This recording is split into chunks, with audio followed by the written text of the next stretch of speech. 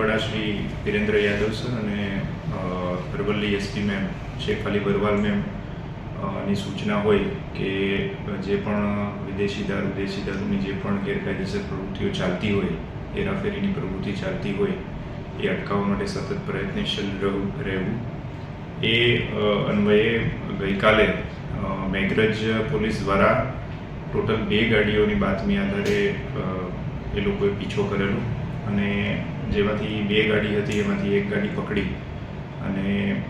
એનો ગુનો દાખલ કરવામાં આવેલો છે. લગભગ 2,10,000 જેટલો પ્રોહી મુદ્દામાલ છે કબજે કરવામાં આવેલો છે. જે બીજી ગાડી હતી એ ભાગીને આગળ નીકળી જતા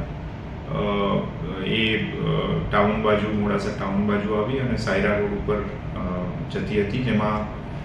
એક પેરોલની ગાડી હતી અને સાથે સાથે જે મોડાસા રૂરલ પોલીસ સ્ટેશન છે એની હદ લાગે છે તો એને પણ જાણ કરવામાં આવી અને એ લોકોની ટીમ પહોંચે એ પહેલાં જ જે બીજી ગાડીમાં અમારો અંદાજ છે કે થોડો મુદ્દામાલ હશે જે એ લોકોએ રસ્તામાં નાખી અને સાયરાથી એ લોકો પરત, અમારો અંદાજ છે કે રાજસ્થાન બાજુ જતા રહેલા છે. જે એ ગાડી છે જે નાસી ગયેલ છે એની તપાસ હાલમાં ચાલુ છે અને જે મુદ્દામાલ મળેલો છે પ્રોહી એના આધારે પણ મોડાસા રૂરલ દ્વારા